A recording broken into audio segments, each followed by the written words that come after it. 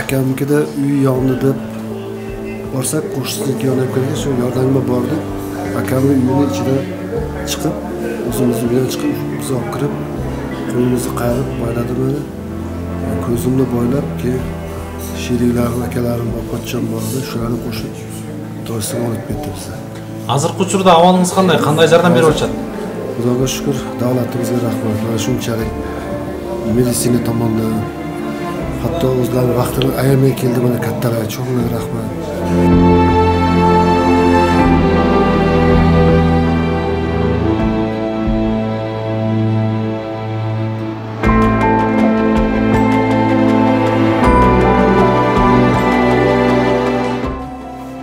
Ошол немеден Тайгистан менен баягы Максат айылы жана биздин айылга ок атуулар болуп, анан элди эвакуация кылганбыз.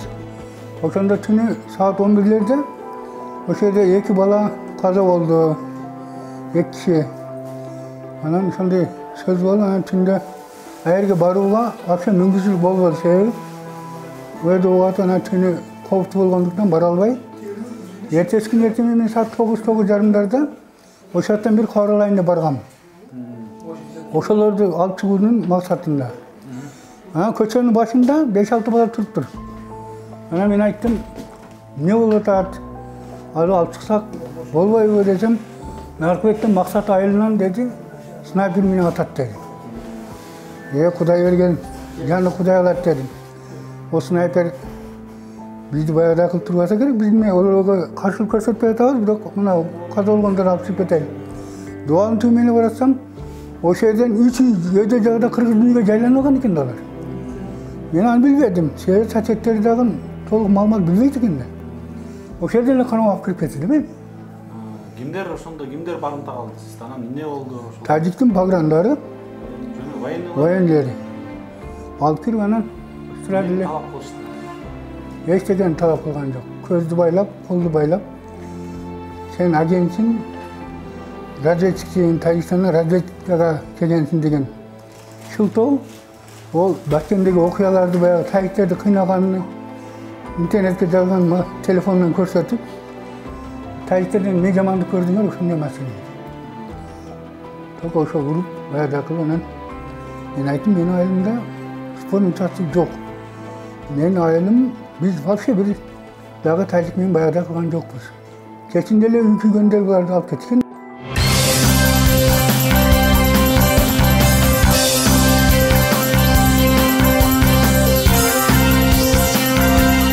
Atpesetkanı koyup hamay edip katı kıynaştı bulardı. Oşantip Çeçen bizim birlik tarafımızdan yardımlar olup oşundan keçe çıkıp geldik.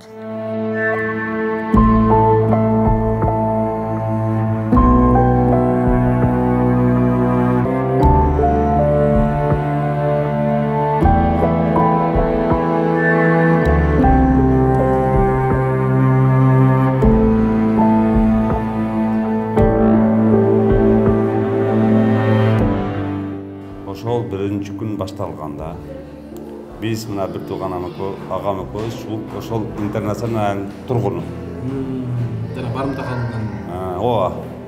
Ошол жерде биз саат 3-тө мунун үйүнөн жылдык. Бул жака айылга карап, Айбик айылына карап. Интернационалда тып-тынч эле. Ошо биз жылгандан кийин, жарым сааттан кийин башталган экен да, күндүз элечи. Ошондо эле баягы биз чыккан көчөдө эле мына бир акамдын кошунасы bir ayal, bir kız ötüp gitti.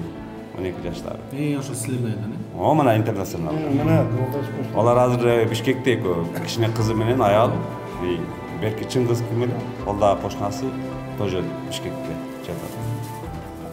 Onun kiratkanımızda Kızılbel dep Sülüktünün turgundары жаштар өздөрү уюшулуп, Аксайга барабыз деп уюшулуп турган экен. Sülüktün zam mери менен прокурор элди алдап бар жок тып-тынч мегесилер провокацияласыңар деп баягы бийлик үстөмдүгүн кылып атыптыр. Ошондо биз айттык. Ошонтип турган маалда баягы жерге Аксайдан келип калды бир жаш бала. Келип жашына көз алып ыйла берди дагы мен ошол жерден келдим. Адамдардын угушу боюнча Аксай алысыраак го. Belki mosttan ötkende aytdı, situasiya öte оор dedi. Men ошол жерден келдим деп мен айтканда aytdı, kolu putu жүргөндөр бар экен деп эл айтып атат dedi. Аксайда согуш болгон. Ошентип туруп ал сүйлөп бүтпөй жатып эле bir жаш бала келди дагы. Туугандар мен азыр Тажикстандан чыктым деп айтты. Абкал өтө оор dedi. Тажикстанда полный положение эмеде, даярдыкта турат dedi.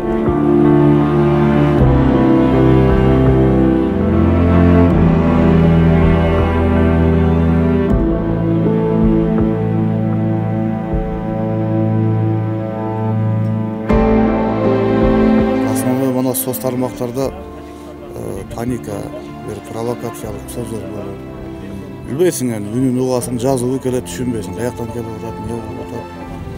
Ушул элдин арчамынча түшүнүүгү ар кандай деңгээлде болот экен эл. Ошо ар ким өзүнүн деңгээлиге жараша дүрбөлөңгө салынат. Бирок менин байкашым боюнча негизинен жакшы акыбал. Ана биз Лейлек районунун Лейлек айыл өкмөтү болуп эсептелебиз. 7000 ашуу элибиз бар бизде. Бизге ушу каяктан келген болбосун, кандай эмнеге муктаж болуп келсе, ошолордун муктаждыгын жаштар манеде чогулуп, элдик кошумчулуп, ар кандай продукт, акчалай каражатты бу жерге штабка ачып, склад коюп, оз ачарда тамак ашыны биширип берип аттык. Кийим-кечеси жокторго кийим-кечесини, больница, дары-дармек керек болсо, ошонусун карап, биз өзүбүздүн жетте жарандык важибабызды аткарып турдук.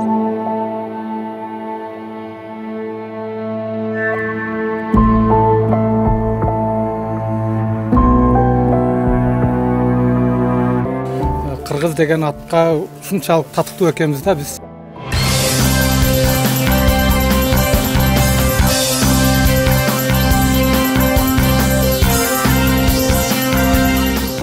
Жардамдар келип атат. Ооба, келип атат. Демек, бул жерде эмнени түшүнөбүз биз? Биз мына бул жерде эч кандай түндүк, түштүк деп эл бөлүнбөйт экенбиз. Бардыгыбыз бир кыргыз экенбиз. Бизди ошол мына бул мамлекеттик кызматта отургандар бөлөт экен көрсө. Мен түштүккө бардым, түштүктө мындай абал, мен түндүктө болдум деп. Бул туура эмес экен. Ошо Коргондо жаран болом, шете туулуп, шете өскөнмүн. Улутум тажик. Коңшуларыбыз менен мана бардыгыбыз жакшы, бири-бирибизди сыйлайбыз, жакшы жашап жүрөбүз. Мана шу уруш жаңжалга биз противбиз. Каршысыздар? Каршыбыз, ооба. Мана бизге мана кегенеде кулунудан азыр жөнөттүк Испанияга түшүп кетти.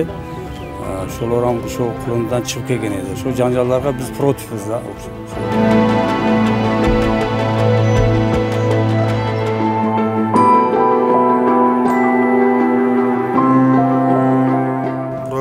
Өзү негизи биз бүт нерсени түшүнүү менен кабыл алышыбыз керек да.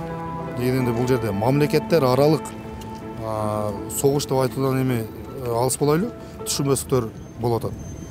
Чек ара маселеси болуп атат. Анан мамлекет башчылары ошол эле мына ошол учурда өзүбүздүн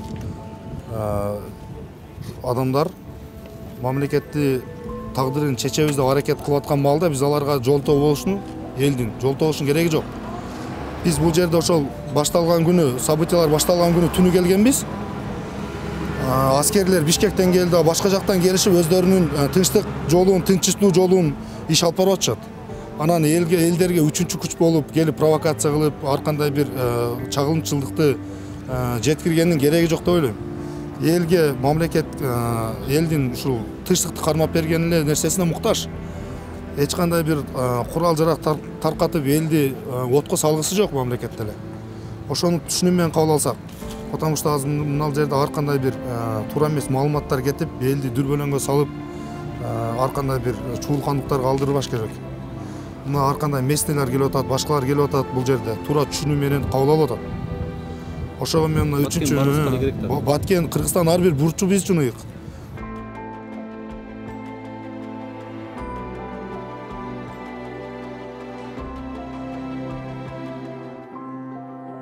Иш керек, анан өкмөттүн алып бараткан ишине жолтоо болбош керек. Өкмөттүн алып бараткан ишине туура жол менен